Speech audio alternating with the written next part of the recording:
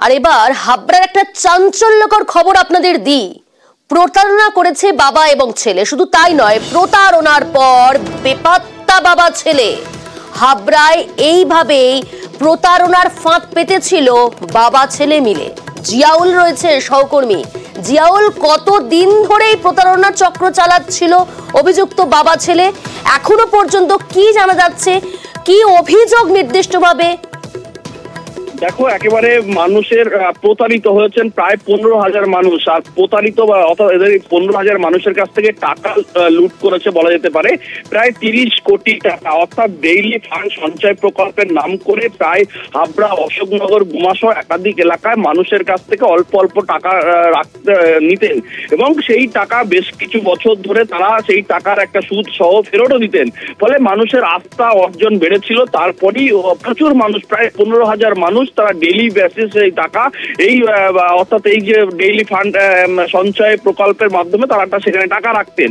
হঠাৎ দেখা যায় সেই গতকাল থেকে, গত দুদিন আগে থেকে সেই ব্যক্তি এবং তার ছেলে গৌতম পাল এবং তার ছেলে এলাকা থেকে বেপাত্তা, গৌতম মণ্ডল এবং তার ছেলে গৌরব এবং চন্দন, তারা কিন্তু বেপাত্তা হয়ে গেছে। ফলে তারা বারংবার সেই পরিবারের কাছে যাচ্ছেন, কিন্তু কোনো সদস্য দিতে না পারায় তারা কিন্তু ইতিমধ্যেই হাবড়া থানায় অভিযোগ দায়ের করেছেন এবং প্রায় এখনো পর্যন্ত যেটা পুলিশ সূত্রে খবর, প্রায় 30 কোটি টাকা কিন্তু নিয়ে। জিয়াউল, আমরা দেখতে পাচ্ছি দুজনকে আটক করা হয়েছে, তারা কারা?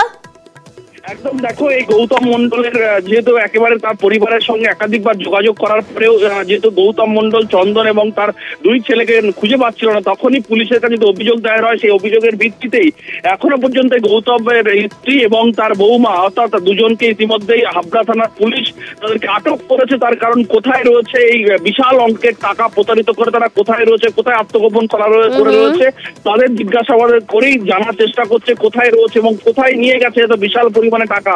কারণ দুদিন ধরে তার ফোন সুইচ অফ, ফলে এলাকার মানুষরা মনে করছেন এই 30 কোটি টাকা নিয়ে তারা বাংলাদেশের দিকে। জিয়াউল, যদি তাদের উদ্দেশ্য পালানোরই থাকে, তাহলে পরিবারকে ফেলে কেন পালালো বাবা ছেলে?